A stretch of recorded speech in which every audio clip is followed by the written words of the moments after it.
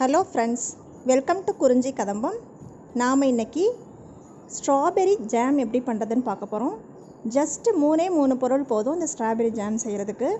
ரொம்ப சூப்பராக இருக்கும். நீங்கள் கடையில் வாங்குகிற ஜாமை விடவே ரொம்ப நல்லாயிருக்கும்.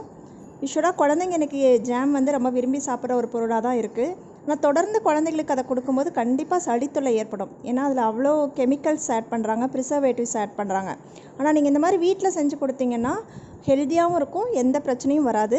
ஸோ வாங்க ஸ்ட்ராபெரி ஜாம் எப்படி செய்கிறதுன்னு பார்க்கலாம். ஜாம் செய்கிறதுக்கு முன்னாடி இந்த மாதிரி ஒரு பிளேட், அதாவது ஒரு சில்வர் பிளேட்டாக கூட இருக்கலாம், மோஸ்ட்லி இந்த மாதிரி ஒரு பீங்கான் பிளேட் இருந்ததுன்னா அதை ஃப்ரிட்ஜில் வச்சுருங்க. ஸ்டார்ட் பண்ணுறதுக்கு முன்னாடியே ஃப்ரிட்ஜ்லேயோ ஃப்ரீசர்லேயோ வச்சுருங்க. நல்லா கூல் ஆகட்டும். ஒரு ஸ்பூன் கூட சேர்த்து வச்சுக்கோங்க. ஸோ இப்போ ஸ்ட்ராபெரிஸ் நல்லா பழுத்ததாக பார்த்துட்டு ரெட் கலரில் இருக்கிறது கெட்டு போகாத மாதிரி பார்த்து எடுத்துக்கோங்க. ஏன்னா ஸ்ட்ராபெரி வாங்கினீங்கன்னா ஒரு மேக்ஸிமம் 2 டேஸில் யூஸ் பண்ணிடணும். இல்லைன்னா சீக்கிரமாக கெட்டுடும். மற்ற கூட இருக்கிற ஸ்ட்ராபெரிஸும் சீக்கிரம் கெட வச்சிடும்.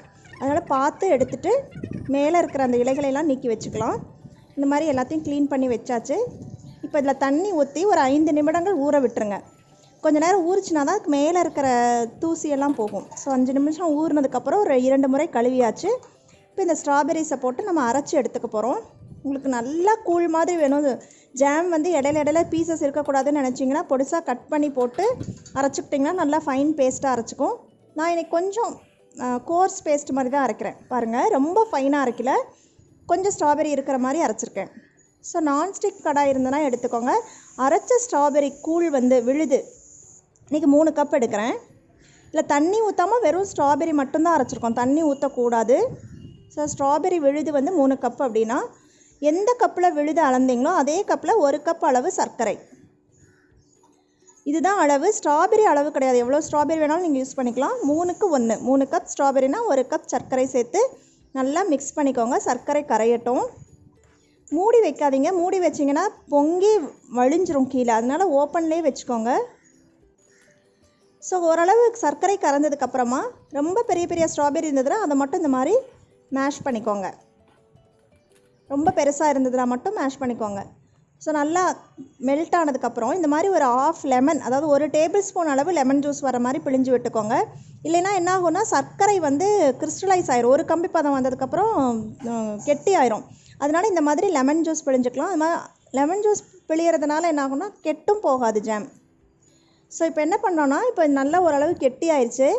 ஸோ இன்னும் நல்லா கெட்டி ஆகணும். பட் உங்களுக்கு டிஃப்ரென்ஷியேட் பண்ணி காட்டுறதுக்காக இப்போ காட்டுறேன் பாருங்கள். இந்த சில்லுன்னு இருக்கிற பிளேட்டில் ஒரு 1/2 டீஸ்பூன் ஊற்றி இந்த மாதிரி பிளேட்டை தலைகீழாக கவுத்துனீங்கன்னா இப்படி இது ஒழுகிட்டு வருது இல்லையா, அப்படி வரக்கூடாது. அப்படியே ஸ்டிக் பண்ணி நிற்கணும். அதுதான் ஜாமோட கன்சிஸ்டன்சி. இந்த ஜாம்னு இல்லை, எந்த ஜாம் செஞ்சாலும் அதான். பாருங்கள், மறுபடியும் கொஞ்சம் நேரம் வேக வச்சுட்டு முன்னாடி இருந்ததை விட நல்லாவே திக்காயிருச்சு. இப்போ மறுபடியும் விட்டு காமிக்கிறேன் பாருங்கள். இப்போ நல்லா தெரியுது திக்காக இருக்குதுன்னு. ஆனால் இப்போ டேர்ன் பண்ணும்போது பார்த்திங்கன்னா மறுபடியும் வருது. முன்னாடி இருந்த அளவுக்கு வரல, ஆனால் வருது. இன்னும் கொஞ்சம் நேரம் அப்போது நம்ம குக் பண்ணணும். ஸோ கொஞ்சம் பொறுமையாக தான் செய்யணும். மறுபடியும் ஒரு 5 மினிட்ஸ் நான் வச்சுட்டேன். நல்லா அந்த பபிள்ஸ் எல்லாம் அடங்கிருச்சு. இப்போ பாருங்கள், வரல. லைட்டாக வருதுன்னா அதுக்கு ரீசன் அதோட வெயிட்னால வருது, அவ்வளோதானே தவிர ஒழுகி வரல. பாருங்கள், பபிள்ஸ் கம்ப்ளீட்டாக அடங்கிருச்சு. லைட்டாக 1 2 இருக்குது. நீங்கள் இப்போ ஸ்டவ் ஆஃப் பண்ணிட்டீங்கன்னா அந்த ஹீட்லேயே அது சரியாயிடும்.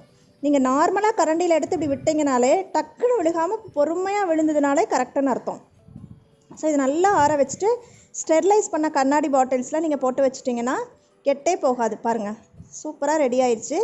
நீங்கள் பாட்டிலில் போட்டு 1 வீக் வெளியிலேயே வைக்கலாம். அதுக்கு மேலே வேணும்னா நீங்கள் ஃப்ரிட்ஜில் வச்சு ஸ்டோர் பண்ணிக்கோங்க. ஸோ ரொம்ப ஈஸி ஸ்ட்ராபெரி ஜாம் செய்கிறது. அதுமாதிரி சுவையும் நல்லாயிருக்கும். கண்டிப்பாக நீங்கள் எல்லாருமே இதை ட்ரை பண்ணி பாருங்கள். உங்கள் குழந்தைங்க அவ்வளோ விரும்பி சாப்பிடுவாங்க. இது தாராளமாக நீங்கள் சப்பாத்திக்கோ தோசைக்கோ ப்ரெட்டுக்கோ எதுக்குனாலும் கொடுக்கலாம். நம்ம வீட்டிலேயே செய்கிறது, வேறு எந்த ப்ரிசர்வேட்டிவ்ஸுமே நம்ம ஆட் பண்ணல. Just strawberry, sugar, lemon juice தான் ஆட் பண்ணியிருக்கோம். ஸோ இது எல்லாருமே ட்ரை பண்ணி பார்த்துட்டு எப்படி இருந்ததுன்னு உங்கள் ஃபீட்பேக்கை கமெண்ட்டில் சொல்லுங்கள். பிடிச்சிருந்ததுன்னா லைக் பண்ணுங்கள், உங்கள் ஃப்ரெண்ட்ஸோட ஷேர் பண்ணிக்கோங்க.